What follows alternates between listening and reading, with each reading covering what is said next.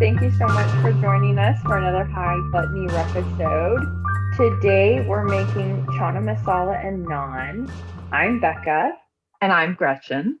So we had a little bit of we have some notes. We have some notes on this episode that we will be starting out with, which is to start with, we're still working on our audio setup. So this is actually our second go around on trying to record a Channa Masala episode.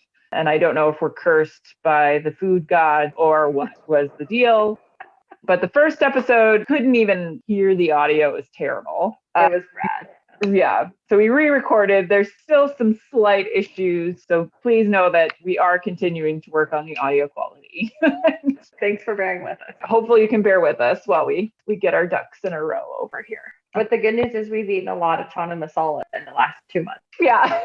And we like it. And we have notes. Copious notes on definitely Channa Masala. But we definitely want to remind you that we are sharing the recipes on our website with all the details there. And we hope you follow along with us because we do our best to talk you through things as we're going. But I'm sure you've noticed by now, we're not always as with it as we should be. So we hope you have the recipe beside you and you can just follow along with us. We referenced a couple different episodes, recipes. This is actually how we came to name our episodes for episodes because I kept trying to jam the two words together. Exactly.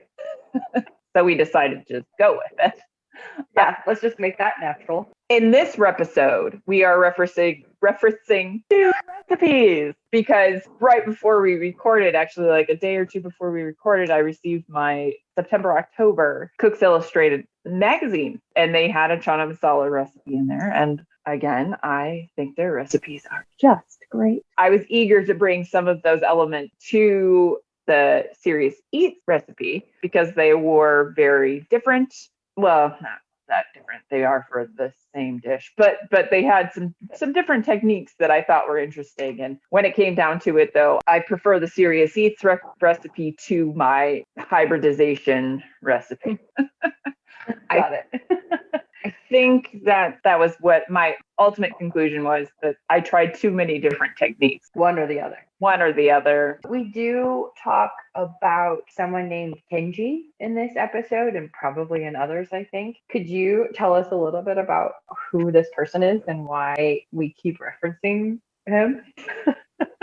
I'm not even sure if I'm referencing him correctly because I noticed today that when he writes out his full name is J. Kenji Lopez Alt. He is one of the managing or contributing editors of Serious Eats, and he also has a cookbook, Food Lab, which is a bestseller from the New York Times. So we know he knows what he's talking about. But I'm just referring to him as if I know this person, but I do.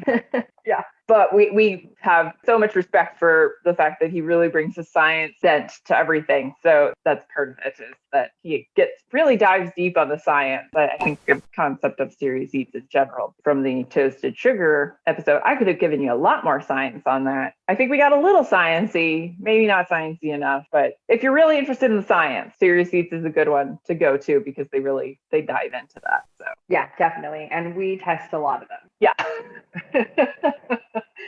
But so specifically for this episode, what would you say the world level is? What's the difficulty level? And also, how long in total do you think this would take somebody to make?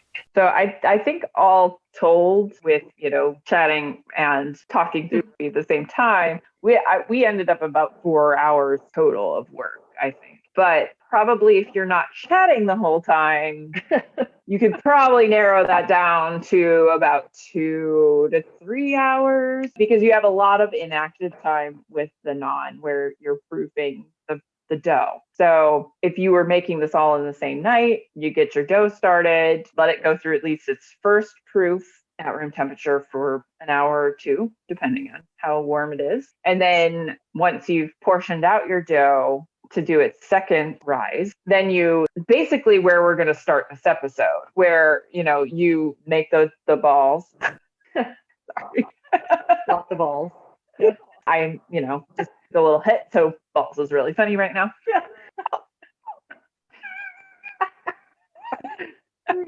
Anyway, back on track.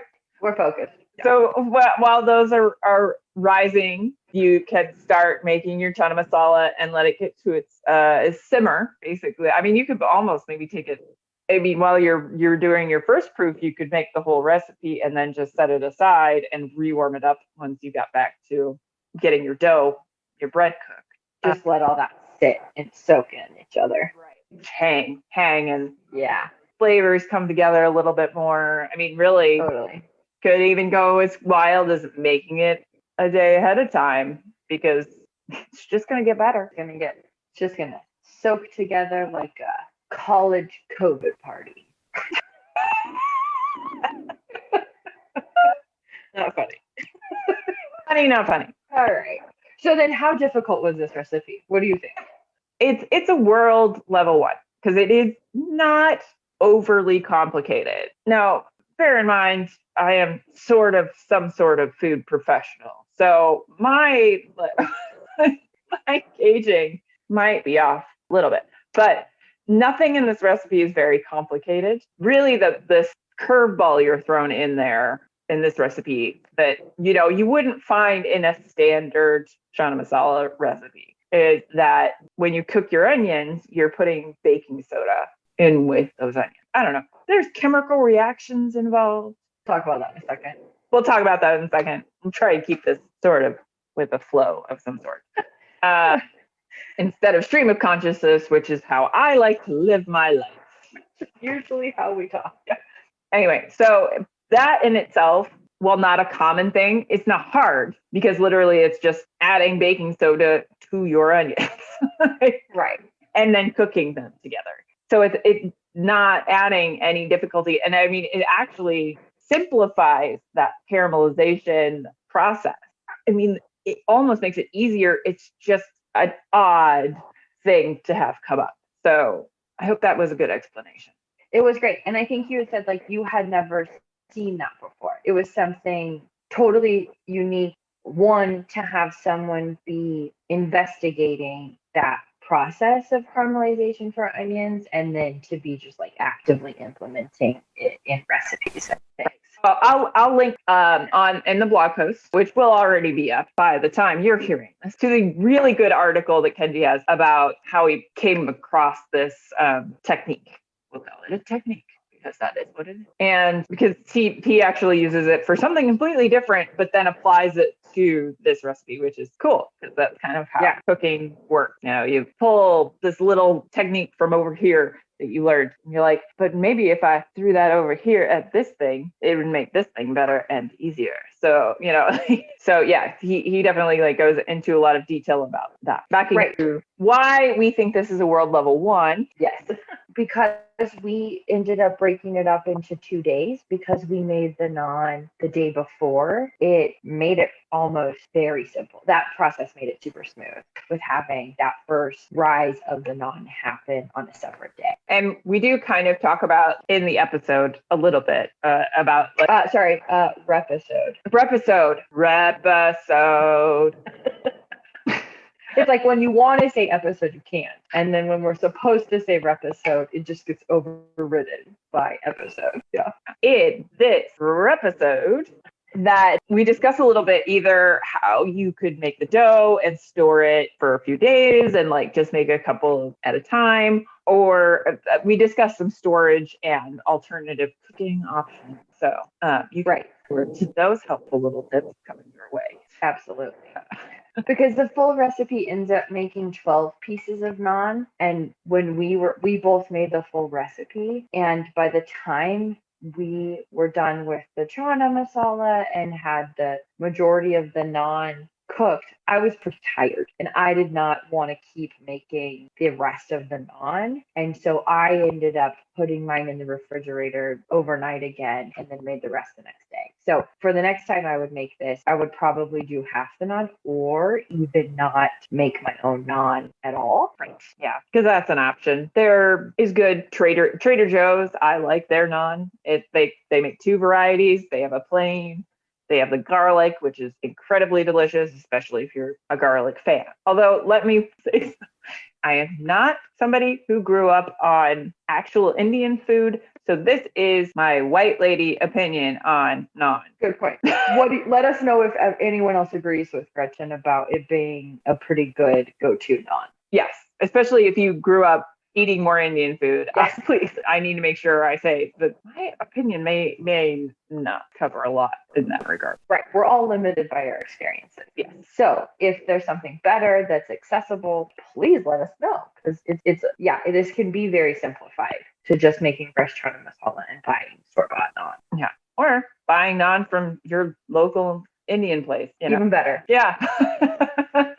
They might try to do that first. Orders of naan. Yeah. But this naan recipe that we used was pretty straightforward. We both used milk as one of the options. I think they also had yogurt as an option. And we would just recommend keeping a little bit of an eye on the dryness. I think we both had to add a little bit of extra milk to ours. I think that's kind of our one call out from naan making itself, right? And then do you want to talk about how we cooked the naan? Because yes, definitely agree. It's a world level 1 recipe. The first time we did this and Gretchen suggested this method of cooking naan, I was very intimidated. I have a slight fear of my oven inside. I don't know if it's some sort of like Sylvia Plath thing or what, but this made me feel like the way that we cooked the naan took it to like slightly above world level 1, but the way that we cooked it actually wasn't even one of the recommended ways. This was just another like Mad Gretchenist idea of why don't we cook it like this? So we did, and it was delicious. Well, because I think the recommended ways were either on a grill, which that's its own thing. Like I'm not starting a grill just to cook 12 pieces of bread. That is, because it's a charcoal grill, I have to like build a fucking fire, and that's not always something I want to do. So we pretty much, and I don't even think you said you wouldn't, that wouldn't even be an option for you. You don't have it. Right. So exactly, not a thing I could do. Not even a thing you can do. So I feel like if you have a gas grill, probably a closer thing to being an option. I believe the other recommendation was cooking it. What was the other? Oh, on a pizza stone in the oven, right? Oh, right. Since I do have a pizza stone, of course. Obviously. I don't think are we ever going to come across equipment that I don't have? I don't think so. And it's just been uphill for me to catch up, everyone, honestly. Try and work with what Becca's got, but we're limited. You're not that bad. Anyway, so since not everybody has a pizza stone, my suggestion was that if you have a cast iron pan, you can flip the cast iron pan over and put it in your oven and use it that way, because basically it's the same. Well, no, it's made out of iron, and pizza stone is usually some sort of stone-like material. So there is a bit of a difference there. But as far as heat transfer goes, like this and like Gretchen's just waving her hands wildly. As far as heat transfer goes, flailing. Yeah. We'll throw some pictures up of that. I love it. Yeah. But do you mean because, okay, I'm guessing the way that a pizza stone distributes heat and the way that the cast iron distributes heat are similar, so that when you're cooking the naan on it, it's heating up everywhere that's touching that surface. Yes, exactly. Yeah. So it's surface. I'm sure when it comes down to it, there's some weird thing about heat that I don't know, but it worked. It worked great. It works great. So real quick though, and it's okay if you don't know this, what if you didn't have a pizza stone and you didn't have a grill and you didn't have a cast iron? Can you make this? Yeah. Can you do it in the oven? You could do it. Probably the first place I would go would be to, if you have a cookie sheet, you could use a cookie sheet that you just leave in the oven, because basically you need that surface to be hot when you throw it on there to get the right amount, like the right bubbling that happens there with how it looks. So, or if you have a sheet pan, which I would flip over just to make it easy to kind of throw your naan in and pull it out. What's the difference between a cookie sheet and a sheet pan? I am glad you asked, Becca, because this is something I learned. Guess what? This year, 2020, been a big year for me learning a lot of random ass shit. A cookie sheet, not that this has anything fucking to do with Channa Masala, so we might check this out and put it somewhere else. No, but I'm so curious. So cookie sheet literally doesn't have a rim of any kind. Oh, no, like lip or edge around it at all? It has like a lip on one side that you use to pull it out of the oven. But I always assumed that sheet trays and cookie sheets are interchangeable. So, but if you do not have a cookie sheet, flip it over. So for this situation, if you didn't have a cookie, if you didn't have a grill, if you didn't have a pizza stone, if you didn't have a cast iron the way we did, what you would do is take one of these baking sheets, flip it over, put it in, put it in the oven. because you need a relatively flat surface as part of it, you know. But you want it to cook as evenly as possible across as much consistent heat as possible. Right. And you want your surface in the oven. So this is where it comes down to like density and like, because you wouldn't want to take this out, put it on the stove, lay out your naan, and then put it back in the oven. You want to leave this in the oven so that it maintains as much heat as possible, because when you put your food on it, it loses heat. So that's why your better options are a cast iron pan or a pizza stone, is because those things don't lose as much heat when you put the food item on them. Or when you even open the oven to pull it out, they can retain more of that heat. Yes, this would cool down much faster. So that's, yeah. You would, if you're doing, anytime you're doing any of these things. So we weren't like pulling the cast iron out. We could have, but I'm not needing to get a secondary workout from my oven. But yeah, so this doesn't hold heat as well, but it is an option for getting sort of the right thing going on with your the dough cooking. So we both use cast iron skillets. I used a 10-inch. And do you remember what size you used, Gretchen? Mine's 12-inch. Yeah, I don't. And you did half on a griddle pan on your stovetop, and half in the oven on the underside of the cast iron, right? Because I have these things. So why not? Why not? I wanted to see how it would turn out. I used the grill side of, I have a big middle burner. So there's a smooth side and a grill side. And I use the grill side just for fun.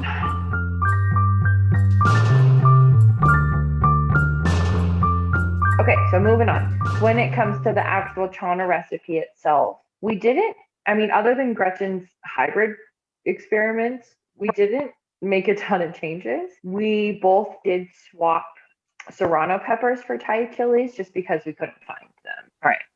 I think we go over in pretty good detail during the episode, like the different changes I made. But these were the primary things I brought in from that Cooks Illustrated had in their highly tested recipes that they advised on. Yeah. So instead of totally draining the chickpeas, you actually just add the whole can with the chickpea liquid because it's nutritional. You know, they said it added kind of a savory note. Then they chopped with their garlic, chili, and ginger. They add the paste thing. Yeah, the paste thing. They added the cilantro stems into that and chopped it. This was not part of the Cooks Illustrated recipe. This was my personal choice. But because the onions, the first time we made it with the terrible sound quality, I kind of like a little bit of onion texture in my Channa Masala. I felt like it was missing from the recipe I did the last time.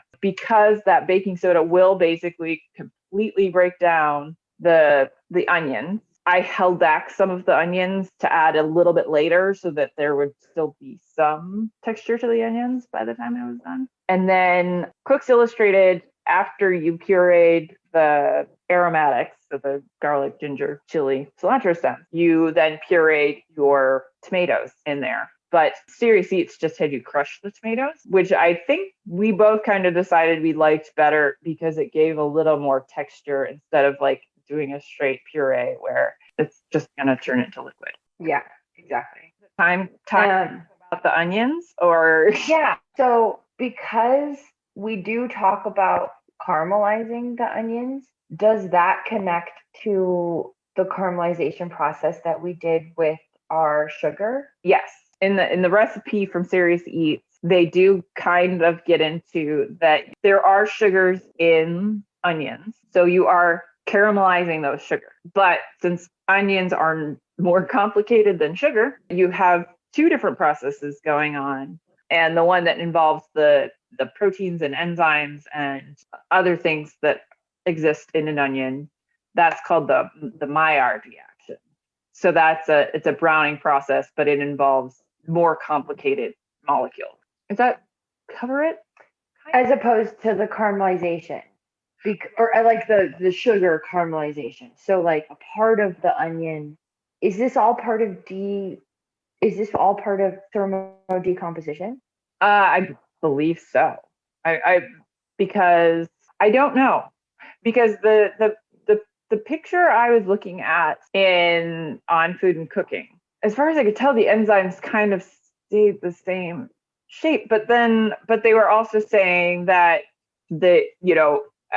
as opposed to the caramelization process, which ends up producing over 1,000 compounds, the Maillard reaction actually just presents a couple hundred different compounds. It's not as so it's kind of like, so the way I'm understanding it is that like the caramelization is a part of the, what is it again? The Maillard reaction. But it's not. Or like we could understand it as a part of it, but it's more complex. Right. Because onions are more complex than sugar. Right. Yeah, you're dealing with other chemicals, your other compounds, and So without getting into too many hairy details, because I don't understand them and I don't want to be wrong, I'm sure we'll come back to the Maillard reaction because it's browning of food. So we have to talk about it at some point. And maybe once or twice. Because we talked a lot about bread in this so far. So if we're ever going to get to the actual episode, we got to wrap this shit up a little bit. But yeah, so I mean, that's just sort of an interesting side note about the sciencey part of what we're doing here. And then we definitely hope you check out the onion chopping demo that Gretchen does. It'll be on YouTube and you can find it on her website. But Gretchen just gives a little bit of insight into sort of the best way to do a fine onion chop, or kind of the best way that like you would do it at home, more realistically. How somebody with professional training does it, but maybe not quite as nice as a real professional person. And then, are we also going to do the ginger trick video? The ginger, we're doing a little bit of I came across a trick for grating and peeling ginger on the internet right before we recorded this. So I did a little demo of that as well. Maybe we'll get to my thoughts on it. I think they're in the episode too. So yeah, definitely. Gotta listen. So we'll have that for you to watch. And thanks for taking this magical journey with us through the land of Channa Masala again and Naan. Well, we got to take it twice. They're only getting it once, these poor things. If they want. I mean, you can make it as many times as you want. That's true. Yeah. They just won't get to go through it twice at us. They don't get to record themselves and then listen to themselves over and over again. Yeah. Well, really, yeah. By the time you've heard this, we've taken this magical journey several hundred times, probably. But we know you're going to have as much fun as we did. Yeah. And enjoy. Enjoy. Please. This is delicious. Yeah. It was very, very good. But we may update with further thoughts later once I've made these straight up cooked illustrated recipes. So yeah, and we might make this again and have totally different thoughts about it. Who knows? We may totally forget we ever did this. Who knows how we're doing this? Oh my god, it's so true. Well, sadly. Anyway, okay, enjoy.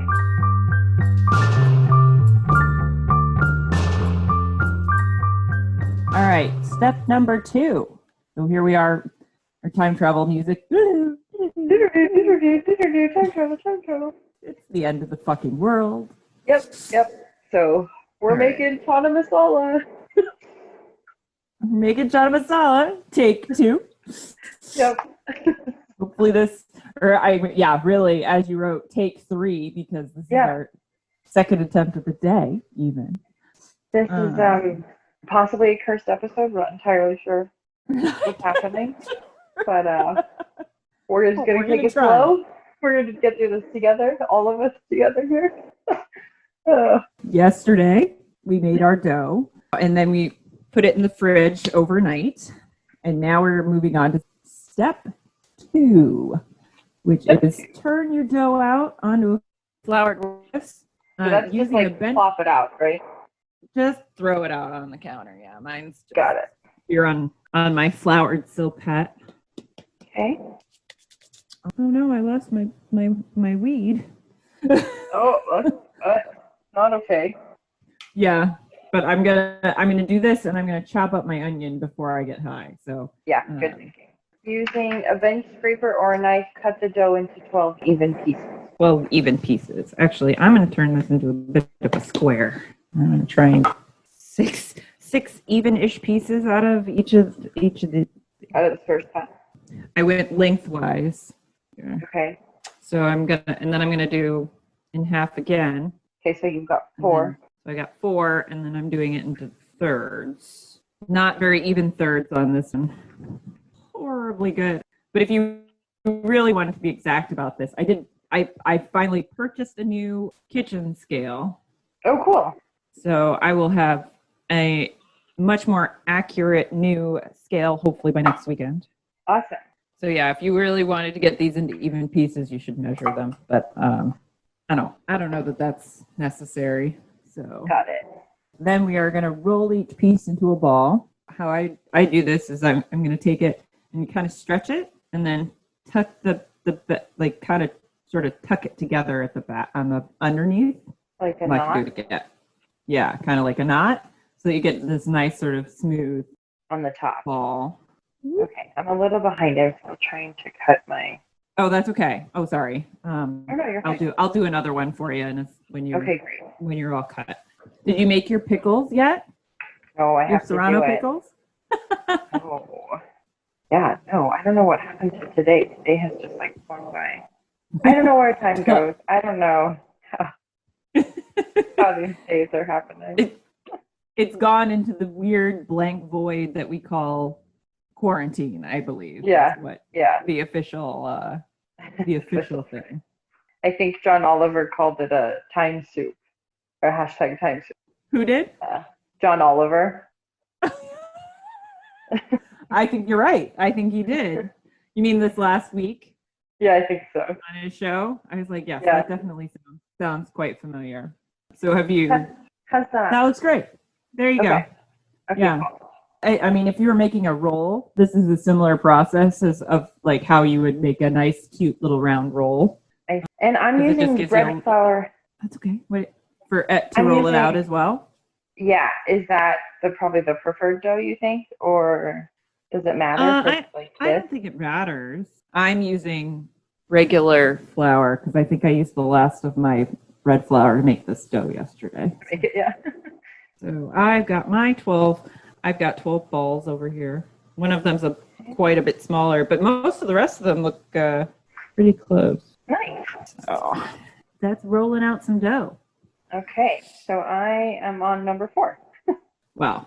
How many times have you made little rolls of dough? Yep. This is, maybe 4. This is the 4th time? Yeah. A good estimate. I used to have biscuits and gravy all the time with my family, but we would just do the Pillsbury canned ones, you know. Oh, yeah. I was gonna say, and biscuits are a little different. They're usually not work this much. Right. They don't. Yeah, they don't require as much work. Let's see if I have everything out for the Channa Masala. I got my 4. Probably my medium cloves of garlic are probably closer to a large clove. Okay. So today. We made this before, as it was going to be an episode. Unfortunately, the audio was so bad we couldn't use it, so we decided to redo it. And then I received my new Cooks Illustrated magazine for September, October, and it had a recipe for Channa Masala. in it. So I perused that last night before we started recording today and picked up a couple of things that I'm gonna incorporate into the original recipe that we were using, which is from Serious Eats. How do I flour a cloth without getting flour everywhere? Well, that's a really good question because I just basically got, like, I was doing it before we started recording because I was like, I don't understand this whole like flouring a cloth thing. So what I ended up doing was I took the cloth, and so I basically kind of like took the towel, laid it out flat first, Okay. and then sprinkled flour over it. And then I kind of folded it up a little bit and kind of shook it. To get like around to the cloth? Just to get it around in the cloth because I was like, I couldn't really figure out a better way to do it. Yeah. I guess I feel like, why can't you just kind of flour the top of the balls and then put the cloth on top of that? There's no reason, as far as I know. Right. It just is I very can't think of one. Yeah. Okay, so I'm almost done with this because we have to let them rise for another 2 hours. Rise for a while. We could also, if it proves slow, because I'm kind of hoping that since we got them out of the fridge and then we kind of warm them up a little bit with our hands, that might push them on a little bit. Otherwise, we could always turn on the oven and like kind of put them near the oven and let them, because the warmer it is, the faster they're going to rise. Okay. It's like, oh, we could put them outside, but I'm not doing that here. No, no. You could put yours outside. I'm assuming it's sort of warm there today. Yeah, it's like 100. Oh, like yeah. 90. Yours they would rise in no time. Yeah, we would have some baked bread almost. Yeah, so if they're not, I think by the time we get our Channa Masala ingredients prepped, if we're not seeing some good rise on them, we'll turn on the oven and put them over by the oven to let them rise a little bit faster. So. Okay. So that takes us through step 2 of our naan recipe. And we'll come back and pick up at 3, and then there's only 4. So, must be so simple. I mean, naan's not the most complicated thing. It is and it's not. The way we're doing it is kind of scary. So, I was kind of joking. Yeah, about Scary. 2 steps, but it's basically open flame cooking. Just kidding. It is. Yes. Oh shit! I forgot to clean my cast iron. Maybe I'll do that first before I forget. Put it in the oven and then just smoke out my entire house. I don't need smoke inside and outside. No, you don't. I'm gonna do my onion though, so I can start smoking. Well, that was the plan for me as well. But then I looked over at the stove, and I am sort of tempted because there's so many more pieces of naan from this recipe to maybe do some on my stove, grill style. On like your griddle pan? Yeah, just to do. Could I freeze some something? of them? Can you freeze them after you cook them? After you cook them, okay. Theoretically, there's a way to freeze dough, but I don't know how that works as well at home versus store-bought. Right. So, So, I mean, like you would do it like you would do, how the Trader Joe's bread is. If you've ever bought their naan. Have you ever bought Trader Joe's naan? Oh, well, I will talk you through that then. Tell me more. Well, I will. You asked me to. I will. I will. I will. So they're how I would do it if I was going to freeze some of mine. Make all the bread at once. Then you got to let it cool completely so that it basically won't, stick together or anything. It needs to be, room temperature. It doesn't need to be cold or anything. But then I would stack it up with either parchment or wax paper in between. And then either put it into, I would either wrap it in plastic wrap or put it into a Ziploc freezer bag sort of thing. Or any kind of freezer container. You could probably do it even in like some glass Pyrex if you had something like that. But yeah, I don't know what you have as far as freezer storage containers. Right. Well, I was just trying to get out of making 12 of them tonight, I think. Well, you don't have to make them all tonight. You could always finish them tomorrow. Really? Put it back in the fridge. Yeah, just put your balls back in the fridge. All right. Freeze. Keep them cold. Keep them cold. Keep them cold. Keep your balls cold. Keep your balls cold. Kenzie, do you keep your balls cold? Where are your balls? You don't have any balls. You're a girl. No one in this house has balls. So I'm going to do a little video on how to chop these onions. Great. Finely chopped. Finely chopped. So I'm actually going to do two different types because last time when we made this, basically the recipe said wants us to melt the onions by adding baking soda to them, and then they caramelize really fast, but they lose their structural integrity. So I'm going to put some of them in to melt down, but I also want to have some at the end to provide a little texture. So I'm going to chop some a little bit fine.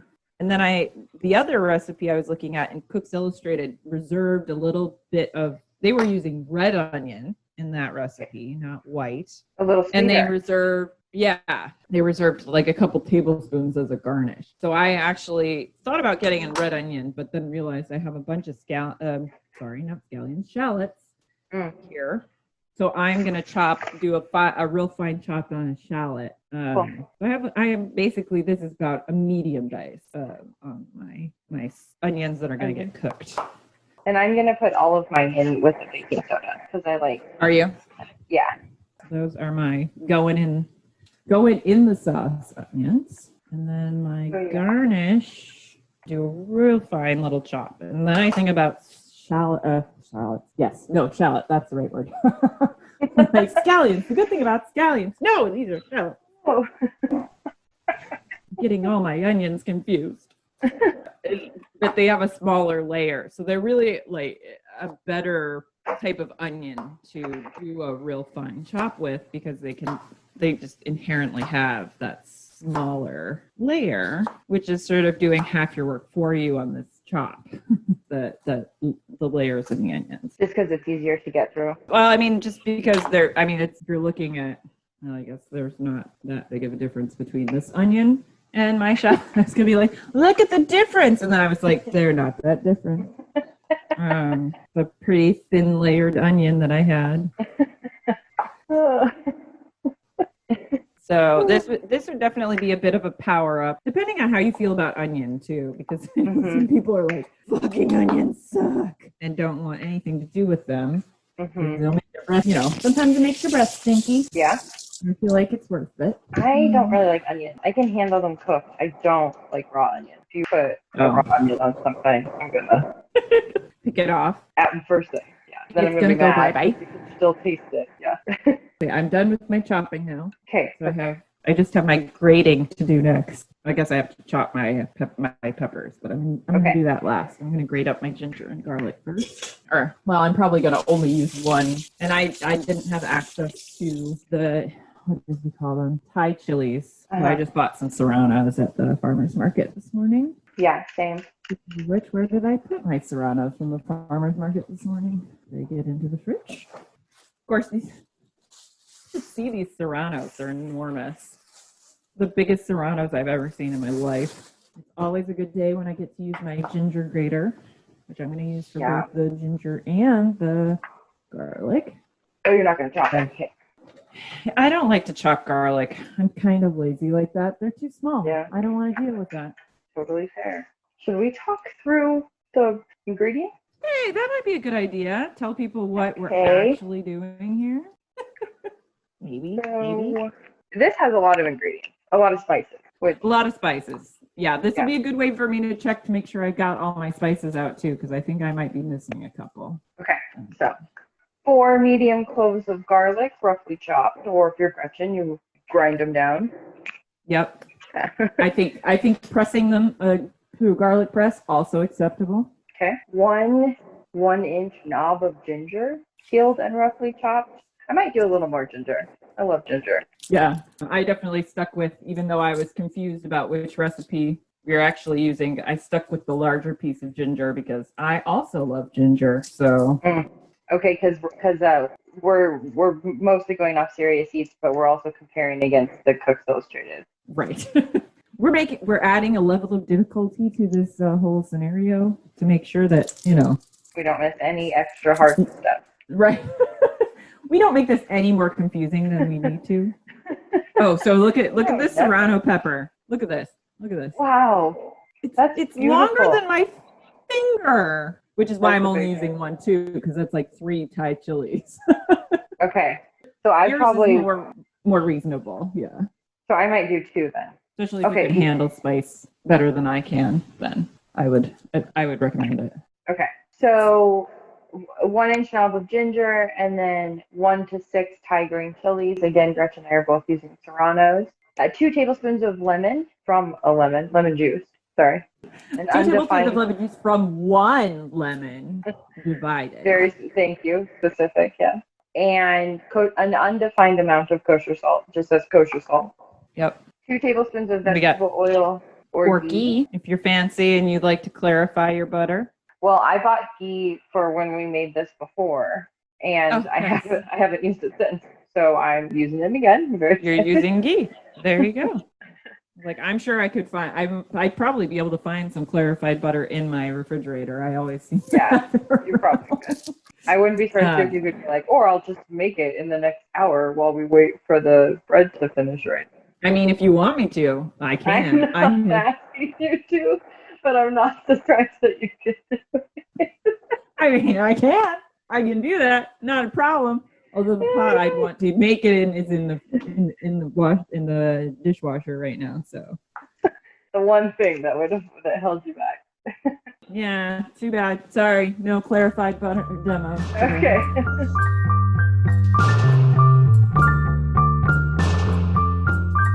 Okay, so vegetable oil. Or I'll just use regular butter. Sure. Because it depends on how high of a heat we're going for too. So right, I don't know yet. 2 teaspoons of black mustard seed. I don't have black mustard seed. I only have yellow mustard seed. Okay, that's fine. I think you used that before. I feel bad now. I sent you some of the black cumin, but I guess I didn't send you any black mustard, did I? Yeah, no, but that's okay. I'm a terrible friend. Although I should just order a box of stuff I was like, I'll just order a box of stuff from Whole Spice. And I was like, maybe not. Maybe you don't have to. You would end up with so many spices that you would be like, I don't know when I'm going to use all of these. Like, what are we doing with this stuff, Gretchen?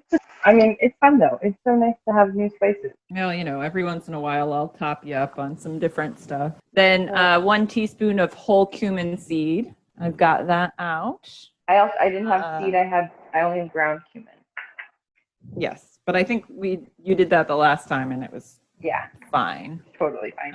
And I think even Cooks Illustrated says to use ground. Yes, yeah, that was one of the main differences is that they were definitely more like, we're making this recipe to be something you can throw together in an evening after work, like it's a quick meal. You're adding that special fried bread on that recipe. It's not a quick evening meal, but... Yeah. Well, yeah. And I mean, making the naan is a 4-hour process if you're doing it at the same time, if in all one go. Well, that's probably why the traditional accompaniments are not yeasted. They're made with baking powder or baking soda. And so it's a chemical leavening versus the physical leavening that you get with a yeasted dough. So it's a much quicker process. So you're saying the typical accompaniments to a Channa Masala are a non-yeasted dough? Yes. So there was kamet, I think was one of them. Okay, yeah. Kulcha, I think was the one that's with the Serious Eat recipe. And then the other one that's in the Cooks Illustrated issue is called Bature. Oh, I don't know why I said that French. Wait, no. It's up there. I still think it would be Bature. Bhature. So I think that's at least somewhat possibly close pronunciation. Mm-hmm. Let us know. Yeah, let us know. So Bature is baking soda leavened bread. So that one's fried. And then the kulcha, Kenji describes it as a small unleavened loaf of bread, or a small leavened, not unleavened, loaf of bread. But it basically, to me, looks similar to the naan or the batur. Bahatur, maybe? Batur? I don't know. Batur. So bread, and more bread. But More bread. And then cumin seed. yes. All right. So we've got 1 large onion finely diced, whereas I went for a little bit larger dice just for some extra texture. And then a 1/4 teaspoon of baking soda. And that's part of cooking the onions because we want to get the onions caramelized. And apparently putting baking soda on it helps in that process. And then 2 teaspoons of ground coriander. Oh, nope, I don't have everything else. I knew I was missing something. A 1/2 teaspoon of freshly ground black pepper, a 1/2 teaspoon of ground turmeric, and 1.5 teaspoons of store-bought or homemade garam masala divided. So I believe we use 1 teaspoon first, and then the 1/2 teaspoon is for garnishing. Okay. Either that or it's straight 1/2 and 1/2. No, it's 1 teaspoon. And then 1 14-ounce of whole peeled tomatoes, 2 14-ounce cans of chickpeas. In the Series Eats recipe, it's drained and rinsed, and 1 cup of cilantro leaves, roughly chopped. So last time you made your own garam masala. I did. I still have it. Okay. So I'm going to be using that. Yeah. Very cool. I'm taking my seeds out of my peppers. Oh, I think they say to do that, don't Do they? Yeah. I don't know. I thought it just said chopped. Well, it might, but I usually take the seeds out because I'm a wuss. Yeah, it just says chopped. I think the other recipe then definitely said to take the seeds out. Stemmed, halved, and seeded. Yeah. Okay. I gotta grate my ginger. I'll just rub the chilies on the side of my forehead. That should distract me from my headache, I would think. Totally. There you go. Redirects the pain. It's like bee sting therapy. Had a weird thing happen. So I developed these little like nodules on my arms and stuff. Okay. I've got two on my legs, but the one that developed on my arm must sit on top of a nerve because it occasionally just gets weirdly painful. Like it just hurts. Just very strange. Yeah. If I like scratch it in the wrong way or rub it in the wrong way. But I had a mosquito bite on it. Okay.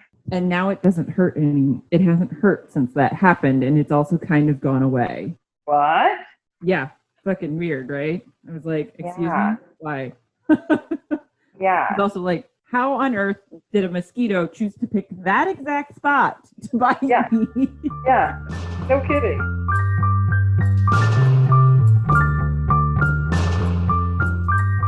Okay, I'm going to read the first step since I feel like we're probably almost ready to go with those things. Yeah, I think we need to pound them up a little bit. Right. I'm going to do a food processor. Okay, so combine garlic, ginger, chilies, and 1 tablespoon of lemon juice. Oh, here, and 1/2 teaspoon kosher salt in a mortar and pestle or in the small work bowl of a food processor, and pound or process until a fine paste is produced. Set aside. Okay. Okay. I keep forgetting about the lemon juice. But I have some lemon juice in the fridge. It's good. And it said 1 tablespoon of lemon juice right now. That's right. Yep. Right, 1 tablespoon. Another tablespoon later. I think so. So the addition of lemon juice in this is due to how it combines with the garlic. Blending garlic directly with lemon juice in order to tame its bite. And that helps tame the alienase. And it activates to create a new compound at allicin. Wait, say that again? It does what? So it's an enzyme in garlic. Oh, in garlic. Yeah. So alliinase is highly active in neutral pH environments, but it can almost completely be deactivated in lower pH, more acidic environments like lemon juice. And so like that's the compound that produces like that really harsh, like raw garlic flavor. Well, it depends on how you feel about raw garlic, I guess. I agree with you that there's a intense raw garlic flavor. Yeah. Yes. Yeah.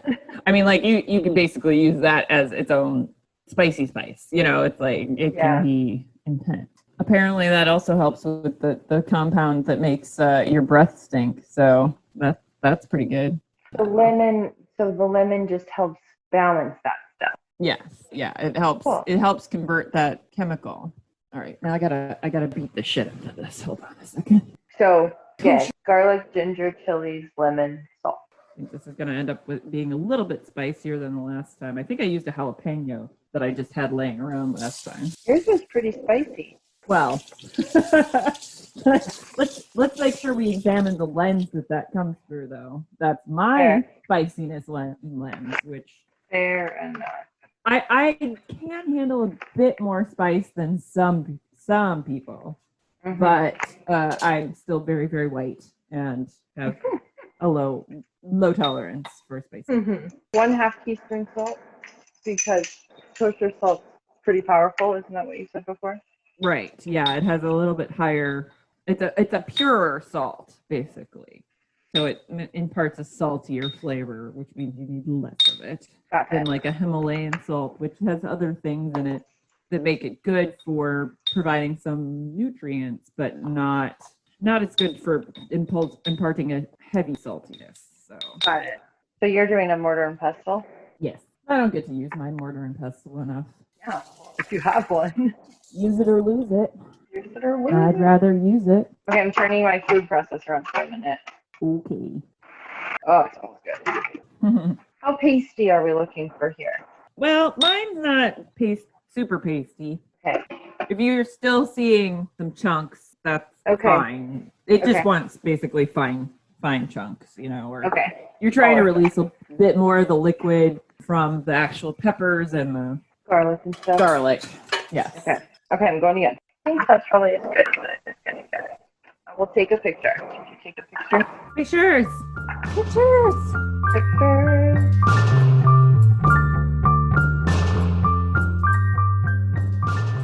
So we're gonna add our oil or ghee to the large saucepan and heat until shimmering.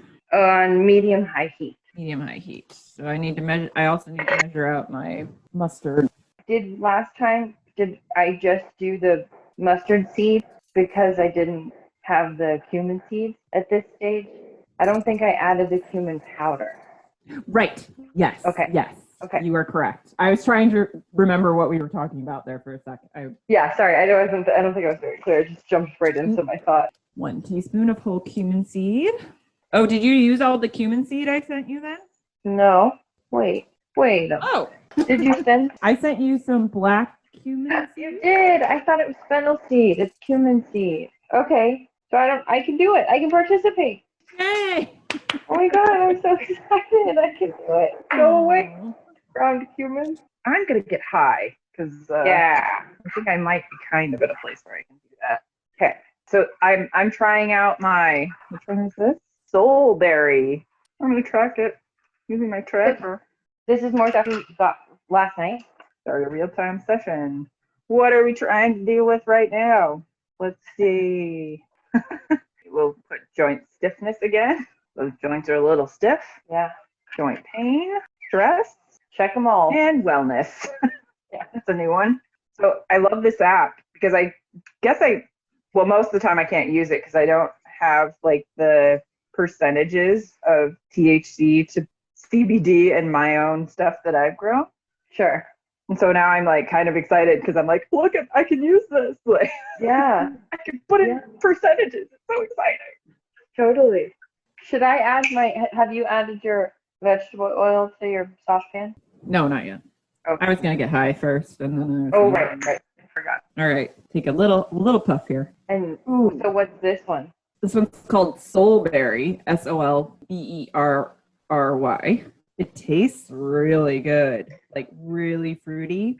Is it a hybrid? So this one, it's because it's a vape, so it's basically just kind of a mix of stuff. Mm-hmm. But this has an 86.1% THC and 0.1% CBD. Really low CBD on this. Mm-hmm.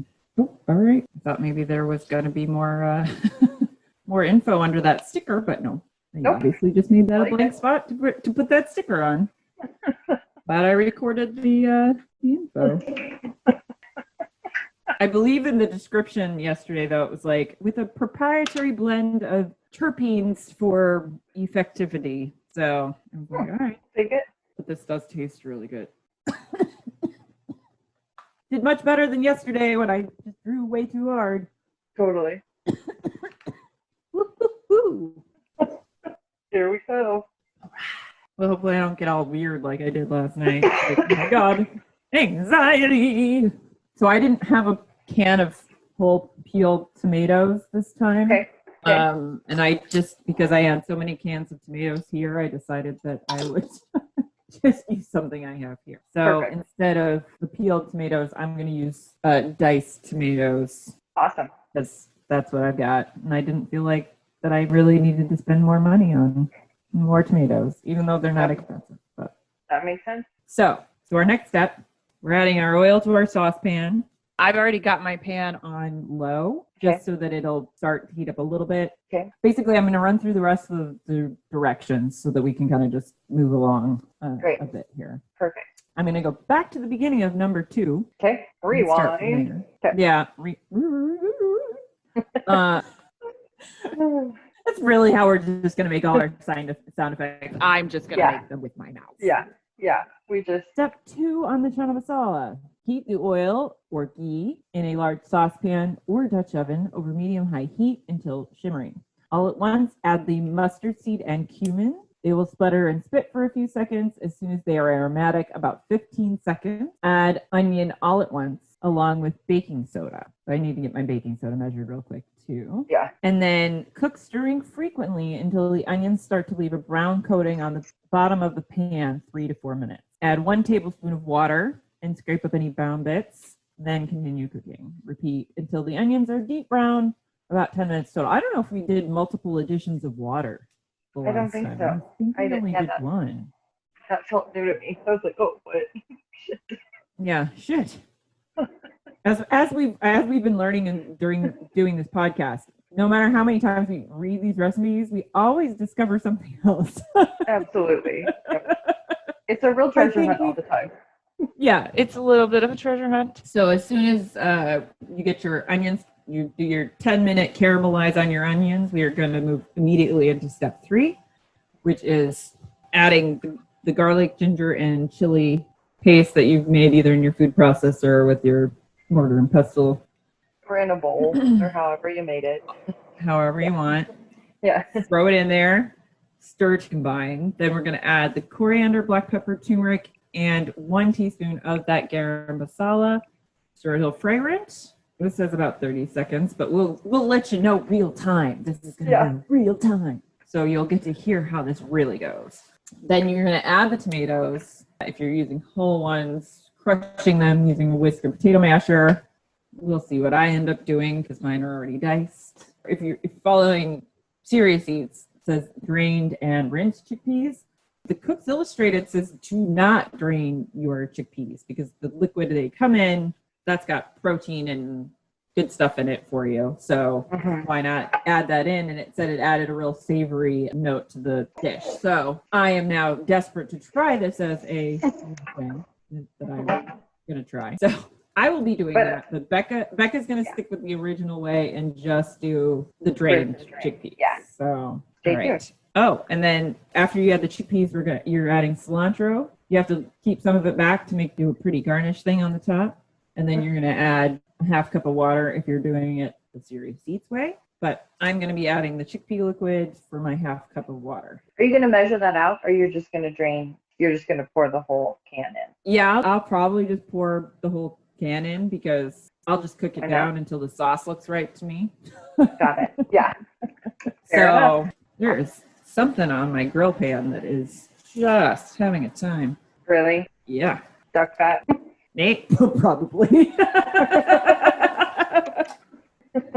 That seems like possibly a logical conclusion in this house.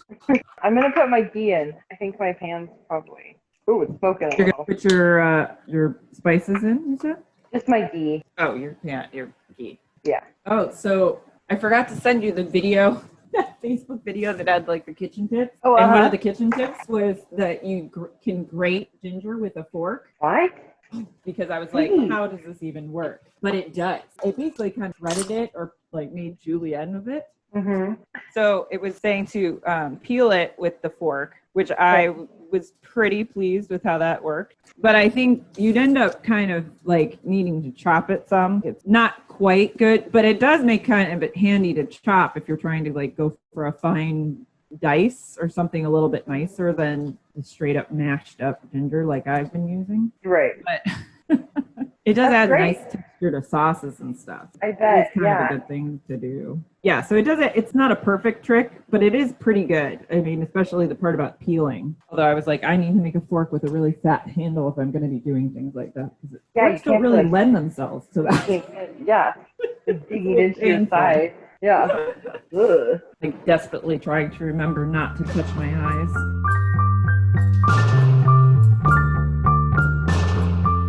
So I've been cooking on about medium heat for maybe 30 seconds now. I need to get Okay. a little clock with like a timer, you know, like second Yeah. hand on it. So my pan is shimmering now, so I'm going to add my Okay. cumin and mustard. Okay. That might have been a smidge early. Not sputtering. It is not sputtering. I mean, they're cooking, but it's not sputtering. Slightly early. A little presumptuous. You're so excited. A little presumptuous on my part. Indeed. Oh, you're sputtering now? Yeah. Yes, they're popping. They're popping. So how long have you had them on then? Lot longer than 15 seconds, right? They've been in there a little over a minute. You added I think your I just onion? put like 2/3 of my onion in. Okay. I just got my mustard seed and my cumin seed in, and it is sputtering everywhere. So I am gonna put my onions in. There you go. See your pan. Whew. Your pan is obviously properly hot. Maybe on a verge of too hot. Yeah, I turned it down a little bit. Whew. Oh, I forgot to add my baking soda. Oh, well, that's fine. I mean, it doesn't. I don't think it really matters when you add it, Okay. or at least we'll find out because I got mine Yeah. in right after it went in. So Okay. and it's been probably a good 30 seconds since I did that. Yeah. It like immediately turned yellow. Right. Oh, Now, so you're adding water already? You've already started adding the tablespoon? yeah, it started getting brown real quick, so I was like, "Ooh, I had better." Get going. And then I'm sorry, we do this for 10 minutes? Yes, I believe so. Should I set a timer? Well, Oh. it's just after About 6? 5:30, not time-wise, but Oh, 5 fine. minutes and 30 seconds on my timer. Okay, gotcha. I did it again. I put way too much water in there. Way too much water? I just like threw in a fuck ton of water. Woo. All right. Tell how closely I'm paying attention today. This smells good. Yeah. Onions are pretty awesome. Yeah, they're pretty awesome, you know? Because I don't enjoy them. Doesn't mean I can't appreciate them. So for you, like this trick from the Serious Eats recipe is really up your alley because basically you can totally forget that there are onions in here if you want. Exactly. Does the baking powder soda do anything to the seeds and just the seeds, I guess? Does it Not- soften those too? Not that was mentioned in the article, and Yeah. I imagine there must be some reaction there. My onions have basically disappeared. Okay. And then 4 minutes, 5 minutes maybe. Okay. So I'm gonna add my paste and the rest of my onions, Okay. my texture onions. Gotcha. Okay, I'll add my paste too. For some reason, I was thinking that these recipes, as far as how they treated the garlic and ginger and peppers, were different, but they aren't really. Oh, really? basically They're pretty the similar. same. Yeah. Okay. I think that they just also blitzed up the onion in the other recipe. Oh, let's take a picture. Oh yeah, I was trying to take one earlier, but my camera wasn't working. That's just after I've added the rest of my aromatics in there. I don't think I found my coriander powder yet. I'm gonna alter this a little bit. I'm gonna put 3/4. I'm gonna do half and half on the addition of the garam masala. Half store-bought, half the one you made? No. I'm splitting it between, so it's 3/4 of a tablespoon in each addition instead of 1 teaspoon and then a half teaspoon. Okay. I'm just for fun. Oh, I see what you're saying. You're just splitting it differently. Yeah, I'm splitting it differently. Got it. Okay. Then 2 teaspoons coriander, 1/2 teaspoon freshly ground pepper. 2 teaspoons. I forgot what I was doing. I had to turn my temperature down a little. Yeah, no, I definitely turned mine like way down. I'm about the to add. spices burning. Oh yeah, that makes sense. I think I'm gonna add my tomatoes. Oh my god, I forgot to chop my cilantro. Oh, I don't have chopsticks. I think it's smart to do the diced tomatoes too, because why do you have to have the whole ones just to mash them down? I don't know. I'll let you know what I think of using the whole tomatoes. Well, I'm gonna add my chickpeas, and then I'll worry about chopping my cilantro once I've got that added. My whisk wasn't really working, so I got a muddler to mash these tomatoes down. Oh, nice. Bonus use. Yeah. I'm trying to decide if I really want to add a whole other can worth of liquid to my thing here. Thinking I'm gonna drain this one. So did you add 1 can of liquid already? I did. Yeah. Okay. All right, and my chickpeas are in. Okay. Okay. Mine will be in soon. Oh, I thought you added your chickpeas. Well, I added 1 can already. Okay. Now both cans are in there. Gotcha. Peas are in. Time to take care of my cilantro. Do you usually cut it up with the stems? Yeah, I usually do. The stems are so tender for the most part. Although the Cook's Illustrated recipe, they actually they took the stems and so this pot definitely makes me forgetful. Probably preheat our oven. What'd you put your oven on? What temperature? 450. 450K. But Channa Masala looks awesome. Colors are beautiful. It smells amazing. Yeah. The spice.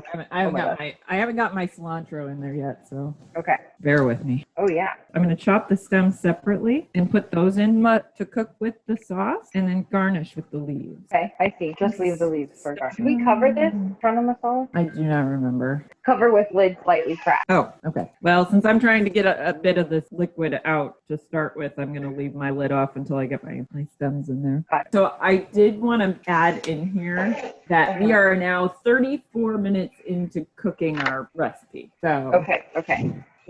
just to give you an idea of the time frame. Just for the Channa Masala. Right.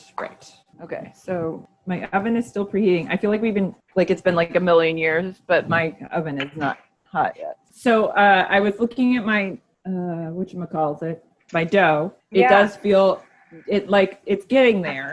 Okay, you don't think it's there yet? I'm pulling on this one to see if I think it's there yet. Mm-hmm. I think a little bit longer. Like another 20 or something? Yeah, probably.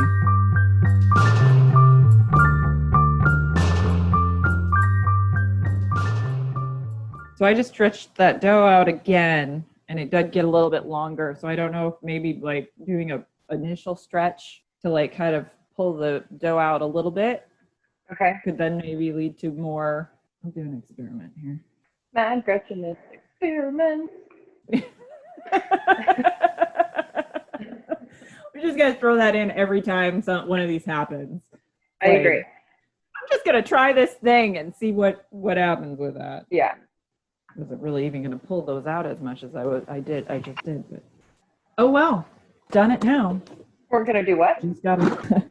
I ended up getting into just pulling the dough a little bit over there. Oh. So the second row of them, because the first row I just sort of elongated them a little bit, and then the second row I kind of pulled them all out already. Mm-hmm. So we'll see what happens. Okay.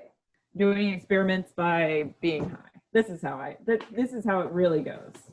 What else What is there? happens if I do this? Yeah. I still need to clean the grill off a little bit more. Okay. I'm gonna clean my grill. My oven's heated. Mine should be there in a second because okay, turn that back down. So let me check my thermometer in the oven and see what it's really at. Nope, not All right. 450. Well, I'm just gonna trust my oven today. I forgot to put my thermometer in there, but I'm going up just a little bit because it's about 4:30. So I turned my temperature up a little bit. oh, okay, So I'm gonna have to do mine one at a time. right. Well, I can do one in the oven and one on the top, so I can do 2. Oh, nice. And we also have to get some butter melting, right? Oh, we haven't finished reading the last step. Oh, right. Okay. Actually, last steps. Well, Oh, 3 and 4. yeah, because 3 is light your grill. So Okay. we preheated our oven. Okay. / I heated up my grill pan. on my stove. So we're jumping straight to 4. Working with 2 to 3 balls of dough at a time. Stretch with your hands into an oblong, roughly 10 inches long and 6 inches across. Okay, mine are nowhere near that big. I need to pull those out a little bit more. It does say you can use a rolling pin, but I love stretching dough with my hands. So that Okay, cool. Did you flour your hands or? No, because these being under this towel with just flour on them lets them the outside dehydrate a little bit. Oh no. Okay. So it's not as sticky as it was before. Okay, got it. Oh, they're so cute. All right. So once you have 2 or 3 pieces stretched, lay them out on the grill above the coals. This is if you are doing this on the grill. Uh-huh. But I just threw one on the top of my upside down cast iron skillet that we're using as a pizza stone. Because that's how we did it the last time. Even though I have a pizza stone in my oven, I can definitely do several of these at a time. Right. But alas. So what are you doing? You're just like I'm just like pulling on lightly it. pulling the Just edges. like lightly pulling the edges. Yeah. Here. Let me get a ball. So yeah, I just sort of start by flattening it between my hands a little bit. And then just sort of pulling gently. You're looking for something that's a little bit more oval shaped. Okay. You want to stretch it lengthways more than sideways. Gotcha. So the ones that I stretched a little bit and then let them sit. I don't know if my grill pan is hot enough yet. Oh, should oh shit, my pan's still out. I need to put it in the oven, right? Yes. Yeah. Yep. Always something. It's always something. It looks like my oven's a little closer to 450 now. Oh, that's good. All right. Yeah. So you definitely want to give it a minute or a few minutes probably to warm up. Did we finish reading through the stuff? Probably not. Cook without moving until the bottom side is charred in spots and light golden brown. Flip with a large spatula, pizza pelle, or with tongs, and cook until the second side is charred and brown. Remove the naan from the grill and immediately brush with melted butter. I gotta melt some butter. Okay, let's melt some butter. How much butter? 1 stick. All of it. All the butter. All the butter. Well, I'm only melting part of a stick, I guess. Yeah, I'm not going to cook all mine tonight, so I don't want to use all the butter. I mean, I want to use butter. Right. My first one's coming out. Oh my God. So fast. So this was the one you did in the oven on the bottom of the cast iron? Yes. Okay. I actually do have one going on the stove. Okay. They're so light and airy, the balls. They're just these little pillows. Do you remember when I was telling you the other day, a few months ago? I have no idea. Minute, hour. Yeah. That bread could be up to what, like 80% air or something like that? Yes, that's right. Or 80%. Yeah. It was a really high number, so I feel like it must have been 8. Yeah, it was definitely like shocking percentage. Shocking amount. Ooh, I kind of like the one on the grill pan. Oh, really? Is it going fast? And it has some beautiful grill lines on it. Oh, cool. Yeah, so that'll look a lot similar to the image in the recipe then, probably. Mm-hmm. Oh, so if you're going to cook these and then freeze them, do not put the butter on. Got it. I think I'm just going to make like 4 tonight and then put the rest in the fridge and make the rest tomorrow. Okay. I mean, didn't it say at one point it was like put them in deli containers? I think you could also put them in jars, like as long as you had a little bit larger jars. I couldn't just cover them on a baking sheet that they're on? Well, sure. Okay. You can do that too. I'm just saying if you wanted to even spread them out so that like you can use them over a few days, if you just put them into some individual containers, then you can get out a couple at a time and cook them. Yeah, that makes a ton of sense. I wasn't saying you had to do that. I was just saying good. This is an option. An option. Oh yeah, that smells like when I used. Where did I work that we did like a grilled bread? Where was that place we worked? But I think this was before I met you. I think this was back in Michigan. So we never did that. I think I like them I might like them on the stovetop more. Awesome. Of course, it's going to get real smoky in here in a minute. Uh-oh. Because there's still a little bit of flour that's coming off of these two. So there's a little bit of a... Okay. So we'll be ready pretty soon then. Yeah. You will. This comes together amazingly fast at the end, where you're just like, okay, my Indian bean dish, Channa Masala. What are we doing? Oh, brain, stop. Could not remember the name of it for a minute. This episode. Although I do like being able to do 2 of these at a time. It's kind of nice. Yeah, super fast. Oh, no, I put a hole in it. Oh, no. So this one's going to look A little weird. And that hole may still pop back out when I cook it. We'll see. Sneaky little guy. You'll find out. Woohoo!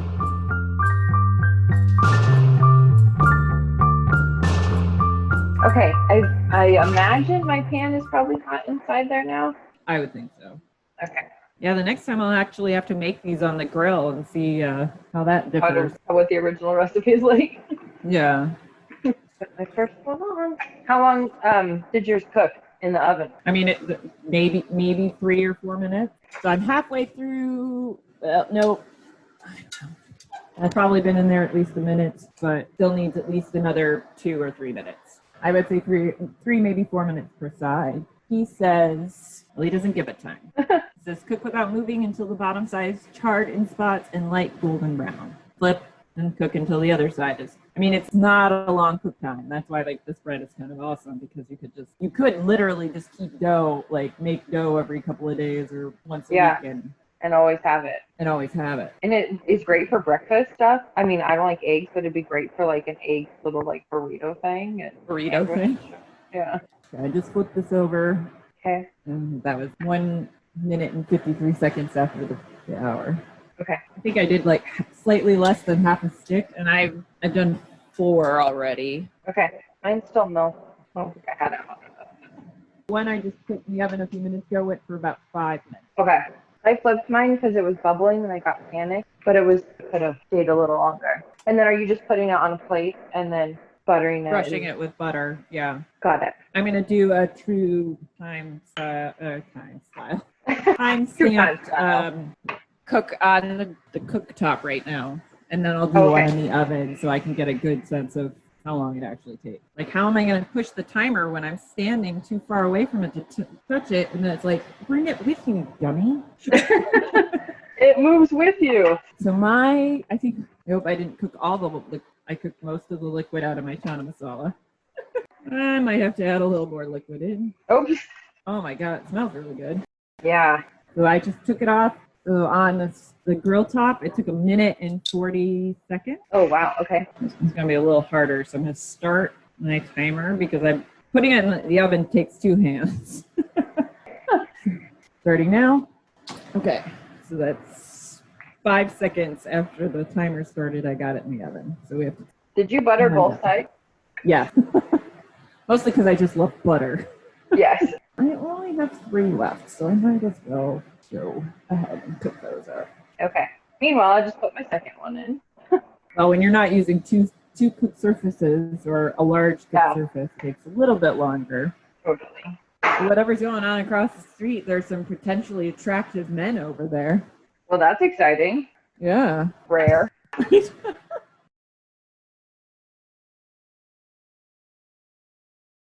Okay, so I just flipped over at 1 minute and 47 seconds of the oven one. Okay. So definitely going a little bit longer on the oven one because we're at, like, the stovetop one was basically done by now. Got it. And mine are going at about 4 minutes per side. Okay, so 3 minutes to get my oven ones out. Okay. But I'm just going to do the rest of these on the cooktop because Faster. Yeah. Faster, and I can cool down my house a little bit quicker if I turn the oven off now. So. Mm-hmm. That makes sense. Oh, no. No. Another hole. What's all that happen? What's happening? Oh, I'm ripping holes in my dough. Oh, yeah. No. No. Oh, that was a long one. It's like the whole length of the grill plate. Oh, my gosh. I stretched that one a little too far, baby. I think mine are a little thick. Let me see. A little bit. Bit? Yeah, you can stretch them out a little bit more. Okay. I'll do that for the last 2. The pan is just kind of small, so I haven't wanted it to be too big on there. Because this is Much thinner. Yeah. much thinner. Okay. Oh, I forgot. Like the back end of the grill is much warmer than the front end. Are you almost done with all 12? Yes. Yeah, I have one more. Okay, great. I think I'm only going to do 2 for now and come back and do the other 2 a little later. Later. Yeah. You are also ready to sit down? I am ready to sit down. I'm ready to enjoy this. Now I'm torn about if I want to actually add more liquid or if I like this a little bit drier like it is. Uh-huh. A let's go and see what our finishing steps are supposed to be. Oh, right. Bring to simmer, cover with lid, slightly crack, reduce heat, cook about 30 minutes. Stir in remaining garam masala and lemon juice, season to taste with salt. So we need the other bit. Okay. So that's, for me, half a teaspoon of garam masala. And I'm doing 3/4 of a teaspoon. What? I think I just put 2 in. 2 teaspoons? No, 3/4 of a teaspoon. So not so bad, but Still. I think maybe I don't want quite that much in there. Pull this out, taste it, and then decide. Yeah. Flip the bread, Gretchen, flip the bread. This last piece of naan I did is just like a cracker. Like a big. So a little more refinement on your naan technique could be useful. Oh yeah, so that's what you should be seeing as far as thickness. It's that. Take a side by side of those. Yeah, and then I'm gonna take a side by side of the 2 I'll do later that I've stretched out more. I've also let them sit out a little more since they've been stretched like you had done, and that makes them so much more pliable. Yeah. Oh man. Oh man, all right. This is a lot of bread. I need to add my the other part of my lemon juice, and then assess my salt. Is it a teaspoon or tablespoon of the lemon juice? Well, I think it's a tablespoon because it's the other half, right? Right. I don't know where my lemon. No, not disappearing lemons. Taste of the disappearing lemon. A little salt, and let's taste. Probably don't want to use that fork that I used on the ginger earlier. That might skew things a little bit. Oh yeah. So I might put a little more tomato in here and stew it down for a little bit longer. Oh yeah. Maybe it needs more salt because it's a little. I think I ended up getting my chickpea to tomato ratio not quite right here. Gotcha. Because you didn't use a 28-ounce can of tomatoes. Right. I had a huge. Yeah, I only used part of it, so now I still have tomatoes left. Got it. Oh shoot! I just realized that the things I just added were supposed to be the end of the cooking. So if I'm gonna stew more tomato, I need to put it in a separate pan. Oh. Do it and then add it. Got it. All right. You good over there? You got your. I think so. Yeah. Everything's done. Yeah, I think so. Ready to eat some Channa Masala and homemade naan. High five. We finally did it. Hopefully with amazing audio. Yeah, we will see. It has been one thing after another with this thing. Yeah, no kidding. Yeesh. Okay, so let's take a picture of the final product. This was a blast. A couple times, every time we do it, it's more fun. Right? Every single time. Every single time. Channa Masala. Just took the stuff I added more spices to and put it in with that tomato so that it can cook down that flavor a little bit more. Oh, nice. We'll see what my recipe ends up being because basically I'm just going to hybridize and bastardize those 2 recipes. So. Yeah, I'm so excited to see how it is with the extra chickpea liquid. Chickpea. Chickpea. I just realized I used a 28-ounce can of peeled tomatoes and not a 14 can. So mine's extra tomatoey. Mm-hmm. Uh-huh. Yeah. So we'll actually end up with the same amount. Oh, okay. You're just compensating accurately with the chickpeas. Right. Right. That would be what I did. Makes sense. Well, there you go. There you go. I'm taking some pictures so I remember. No, so I don't forget. I'll take some pictures once I plate mine up. All right then. Channa Masala. Alrighty. Channa Masala. Another 16 minutes on the clock. Okay. Hopefully I've noted all the times in there. Yeah. And then I guess see you next time. See you next time. All right. Enjoy. Bye. Bye.